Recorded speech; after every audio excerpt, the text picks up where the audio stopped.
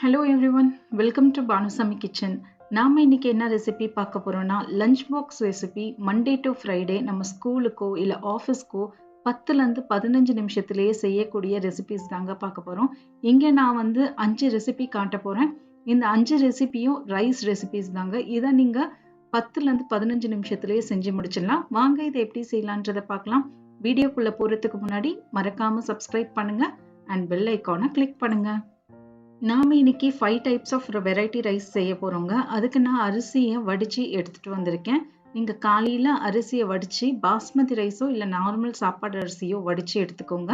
First நம்ம பார்க்க போறது கேரட் ரைஸ் எப்படி செய்யலான்றதை பார்க்கலாங்க. ஒரு கடாய் எடுத்துக்கோங்க. இதுல 2 டேபிள் ஸ்பூன் அளவுக்கு எண்ணெய், சின்ன துண்டு பட்டை, ஒரு கிராம்பு, ஒரு ஏலக்காய் சேர்த்துக்கோங்க. அடுப்பு தீயை மிதமான சூட்டில் வச்சுட்டு இது கூடவே 1/2 டீஸ்பூன் கடுகு நல்லா பொரிஞ்சதுக்கு அப்புறம் 1/2 டீஸ்பூன் சீரகம், கொஞ்சமா முந்திரி பருப்பு, இது கூடவே ஒரு நறுக்கின வெங்காயத்தையும் சேர்த்துருங்க. கொஞ்சமா கருவேப்பிலை, ஒரு பச்சை மிளகாய் சேர்த்துட்டு மிதமான சூட்டில் இதை 1 நிமிஷம் நல்லா இதை வதக்கிக்கோங்க. அடுப்பு தீயை ஹை ஃப்ளேம் லோ ஃப்ளேம்னு மாற்றி 1 நிமிஷம் மட்டும் இதை வதக்கினா போதுங்க. செவந்து வரணும்னு அவசியம் இல்லை. இது நல்லா வதங்கினதுக்கு அப்புறம் இதில் நாம ஒரு 1/2 டீஸ்பூன் அளவுக்கு இஞ்சி பூண்டு விழுது சேர்த்துட்டு அதோடைய பச்சை வாசனை போற அளவுக்கு நல்லா வதக்கிக்கோங்க.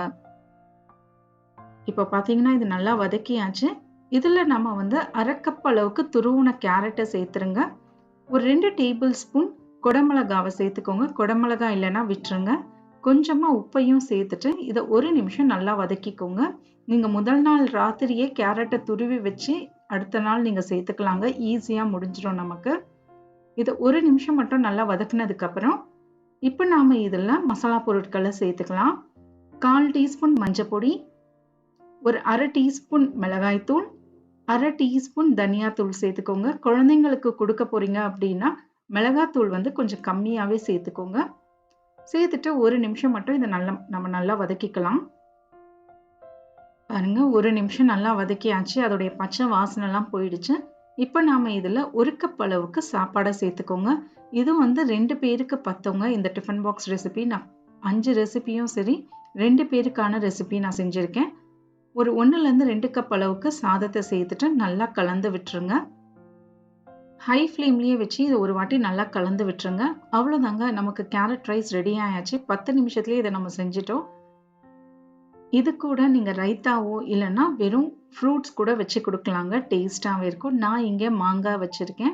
அவ்வளோதாங்க, கேரட் ரைஸ் ரெடி. நம்ம அடுத்த ரைஸை பார்ப்போம். அடுத்து நம்ம செய்ய போறது தேங்காய் சாதமும் உருளைக்கிழங்கு வறுவலும் தாங்க. வாங்க எப்படி செய்யலான்றதை பார்ப்போம்.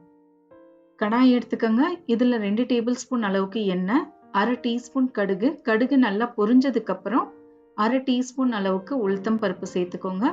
1 டீஸ்பூன் அளவுக்கு கடலை பருப்பு சேர்த்துக்கோங்க. 1 டேபிள் ஸ்பூன் சேர்த்துக்கோங்க, ரொம்ப டேஸ்டா இருக்கும். கொஞ்சமா கருவேப்பிலை, ஒரு துண்டு இஞ்சி சின்ன சின்னதா நறுக்கி சேர்த்துக்கோங்க. கொஞ்சமா முந்திரி பருப்பு, எல்லாத்துலயும் முந்திரி பருப்பு போட்டு செய்யுங்க, குழந்தைங்களுக்கு ரொம்ப பிடிக்கும். 2 பச்சை மிளகாவை கீறிட்டு சேர்த்துக்கோங்க. மிதமான சூட்டுல இது எல்லாத்தையும் பொன்னிறமாகிற வரைக்கும் வதக்கிக்கோங்க. அடுத்து நம்ம இதுல 1 கப் அளவுக்கு துருவின தேங்காவை சேர்த்துருங்க. தேங்காவும் முதல் நாள் ராத்திரியே துருவி வச்சுட்டிங்கன்னா அடுத்த நாள் செய்யும் போது நமக்கு ஈஸியா இருக்கும். ஹை ஃப்ளேம்ல வச்சு 1 நிமிஷம் மட்டும் இதை வதக்கிக்கோங்க. இந்த வீடியோ லென்த்தா இருக்கிறதுனால நான் கொஞ்சம் ஸ்பீடா பேசுற மாதிரி இருக்குங்க. பாருங்க 1 நிமிஷம் நல்லா வதக்கியாச்சு. அடுத்து நாம இதுல எடுத்து வச்சிருந்த சாதத்தை இதுல சேர்த்துடலாங்க. இது ஒரு 2 பேருக்காக நான் செய்யறேன்.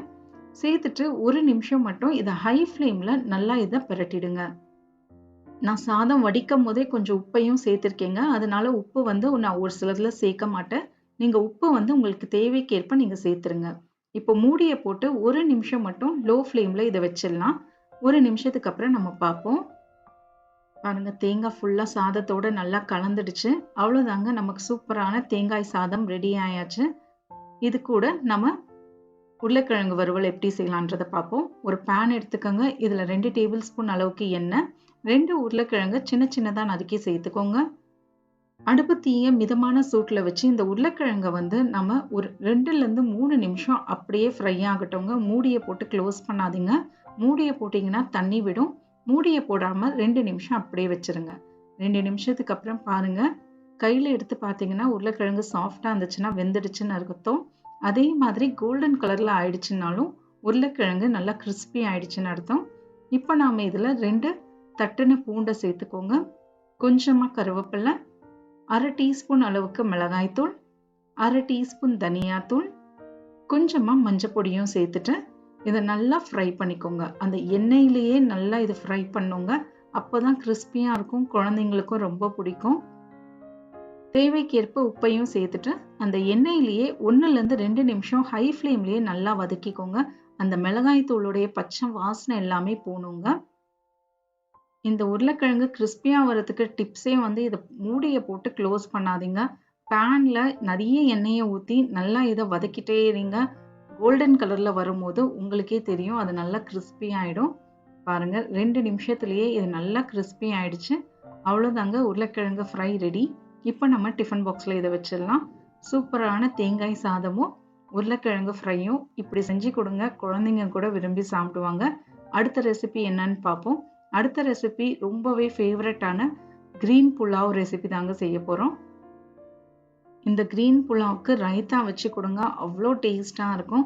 ஆஃபீஸ்க்கு போறவங்களுக்கு கூட இது ஒரு பெஸ்ட் ரெசிபினே சொல்லலாம். வாங்க எப்படி செய்யலான்றதை பார்க்கலாம். அதுக்கு ஃபர்ஸ்ட் ஒரு மிக்ஸி ஜார் எடுத்துக்கோங்க. இதில் 1/4 கப் அளவுக்கு கொத்தமல்லி தழைகளை சேர்த்துக்கோங்க, 1/4 கப் அளவுக்கு புதினா, 7லேருந்து 8 பல் அளவுக்கு பூண்டு, ஒரு துண்டு அளவுக்கு இஞ்சி, 2 பச்சை மிளகாவை சேர்த்துக்கோங்க. நான் இங்கே பச்சை மிளகாய் சேர்க்கல, நீங்கள் 2 பச்சை மிளகாவை சேர்த்து அரைச்சிக்கோங்க. இப்போ ஒரு கடாயை எடுத்துக்கோங்க. இதில் 2 டேபிள் ஸ்பூன் அளவுக்கு எண்ணெய், 1 இன்ச்சு பட்டை, 2 ஏலக்காய், 2 கிராம்பு, ஒரு பிரிஞ்சி இலையை சேர்த்துட்டு அடுப்பு தீயை மிதமான சூட்டில் வச்சுருக்கோங்க. ஒரு வெங்காயத்தை பொடிசா நறுக்கி சேர்த்துக்கோங்க. வெங்காயத்தை வந்து ஒரு லைட் பிங்க் நிறத்துல வர அளவுக்கு வதக்கிக்கோங்க. பாருங்க, வெங்காயம் நல்லா வதக்கியாச்சு. இப்போ நாம இதுல வெஜிடபிள்ஸை சேர்த்துக்கலாங்க. கொஞ்சமா பீன்ஸு, கேரட்டு, கேப்சிகம், குடமிளகாய், கொஞ்சமா பட்டாணி. உங்களுக்கு எந்த வெஜிடபிள் பிடிக்குமோ நீங்க குழந்தைங்களுக்கு பிடிச்ச வெஜிடபிள்ஸாவே இதுல நீங்க சேர்த்துக்கலாங்க. இது எல்லாமே பார்த்தீங்கன்னா ஒரு 1/2 கப்லேருந்து 1 கப் அளவுக்கு வெஜிடபிள்ஸ் நான் சேர்த்துருக்கேன். ஏன்னா ஜாஸ்தியாக வெஜிடபிள்ஸ் செஞ்சு கொடுத்தனா குழந்தைங்க விரும்பி சாப்பிடுவாங்க. இது கூடவே கொஞ்சமா உப்பு, 1/4 டீஸ்பூன் அளவுக்கு மஞ்சள் பொடியை சேர்த்துட்டு ஹை ஃப்ளேமில் இதை 1 நிமிஷம் நல்லா வதக்கிக்கோங்க. வெஜிடபிள்ஸ் வந்து கிரன்ச்சியாக இருந்தாலே நல்லா இருக்குங்க. அதனால 1 நிமிஷம் மட்டும் இதை ஹை ஃப்ளேமில் நல்லா வதக்கிக்கோங்க.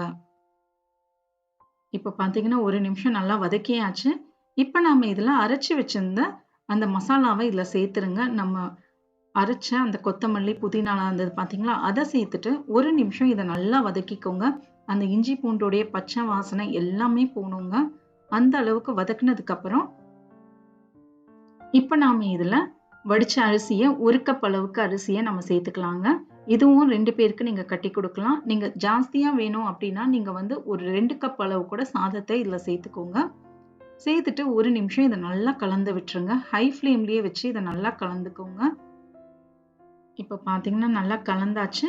கடைசியா இதுல கொஞ்சமா லெமன் ஜூஸை பிழிஞ்சு விட்டுருங்க. ஒரு பாதி லெமனை பிழிஞ்சு விட்டுருங்க. டேஸ்ட் நல்லா இருக்குங்க. அவ்வளோதாங்க, சூப்பரான கிரீன் புலாவ் ரெடி ஆயாச்சு. இது கூட ரைத்தா வச்சு கொடுங்க, ரொம்ப விரும்பி சாப்பிடுவாங்க.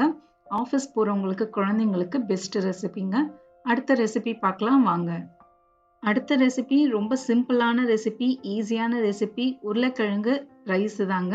இந்த உருளைக்கிழங்கு ரைஸ் எப்படி செய்யலான்றதை பார்க்கலாம். ஒரு கடாய் எடுத்துக்கோங்க. இதில் ஒரு 2 டேபிள் ஸ்பூன் அளவுக்கு எண்ணெய் சேர்த்துக்கோங்க.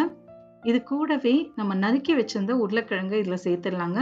நீங்கள் 2 பேருக்கு கட்டுறீங்க லஞ்ச் அப்படின்னா ஒரு 2 பெரிய உருளைக்கிழங்க கட் பண்ணி சேர்த்துக்கோங்க.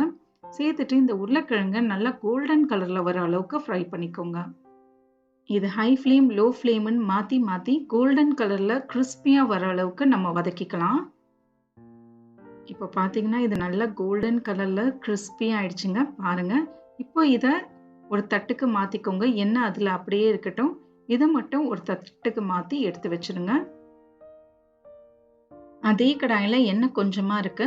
ஒரு சின்ன துண்டு பட்டை, ஒரு ஏலக்காய், 2 கிராம்பு, ஒரு பிரிஞ்சி இலை, இது கூடவே 1 டீஸ்பூன் அளவுக்கு சீரகம், ஒரு வெங்காயத்தை பொடிசா நறுக்கி சேர்த்துக்கோங்க, ஒரு பச்சை மிளகாய், கொஞ்சமா முந்திரி பருப்பு இல்லைன்னா விட்டுருங்க. இது எல்லாத்தையும் 1 நிமிஷம் நல்லா ஹை ஃப்ளேம்லேயே வதக்கிக்கோங்க.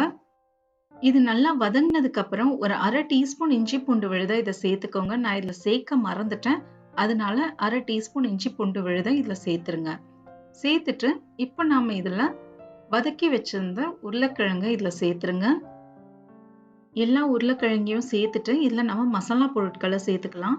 1/2 டீஸ்பூன் மிளகாய்த்தூள், 1/2 டீஸ்பூன் தனியாத்தூள், ஒரு 1/4 டீஸ்பூன் அளவுக்கு மஞ்சள் பொடி, ஒரு 1/4 டீஸ்பூன் கரம் மசாலா தூள் இதெல்லாம் சேர்த்துட்டு ஒரு 30 செகண்ட் நல்லா வதக்கிக்கோங்க. இது நல்லா வதக்குனதுக்கு அப்புறம் இதுக்கு தேவைக்கேற்ப உப்பையும் சேர்த்துட்டு ஹை ஃப்ளேம்ல 1 நிமிஷம் இதை நல்லா வதக்கிக்கோங்க. அப்போதான் அதோடைய பச்சை வாசனை எல்லாமே போகும். மிளகாய் தூள் காரம் வந்து உங்க குழந்தைங்களுக்கு ஏத்தாப்புல சேர்த்துக்கோங்க. ஜாஸ்தி மிளகாய் தூளும் வேண்டாம். இது நல்லா வதக்குனதுக்கு அப்புறம் நறுக்கி வச்சிருந்த கொத்தமல்லி தலைகளையும் சேர்த்துட்டு ஒரு 30 செகண்ட் மட்டும் இதை நல்லா வதக்கிட்டு இதுல நம்ம வடிச்சு வச்சிருந்த சாதத்தையும் சேர்த்து நல்லா கிளறி கொடுங்க. ஹை ஃப்ளேம்ல வச்சு இதை நல்லா கிளறிடுங்க. பாருங்க நல்லா கிளறியாச்சு. ஃபுல்லா சாதமும் நல்லா கிளறியாச்சு. கடைசியா இதுல கொஞ்சமா லெமனை பிழிஞ்சு விட்டுருங்க. இந்த லெமன் பிழிஞ்சு செய்யும் போது டேஸ்ட் சூப்பரா இருக்குங்க. சேர்த்துட்டு 1 நிமிஷம் மட்டும் இதை கிளறிட்டு இதை நம்ம இறக்கிடலாம். அவ்வளோதாங்க, சூப்பரான உருளைக்கிழங்கு ரைஸ் ரெடி ஆயாச்சு. இது கூட நீங்க வெஜிடபிள்ஸோ இல்ல ரைத்தாவோ வச்சு கொடுக்கலாங்க. ரொம்ப டேஸ்டா இருக்கும். இல்ல இதை வெறும்னே கட்டி கொடுத்தா கூட குழந்தைங்க விரும்பி சாப்பிடுவாங்க.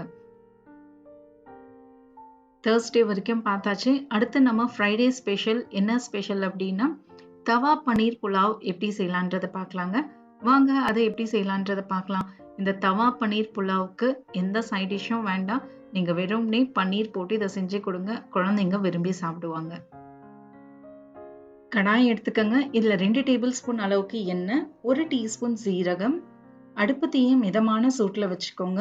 2 பச்சை மிளகாய், ஒரு பெரிய சைஸ் வெங்காயத்தை பொடிசா நறுக்கி சேர்த்துட்டு இந்த வெங்காயத்தை வந்து பிங்க் நிறத்துல வர அளவுக்கு வதக்கிக்கலாம். ஹை ஃப்ளேம்ல வச்சு ஒரு 1 நிமிஷம் வதக்கினாலே போதுங்க.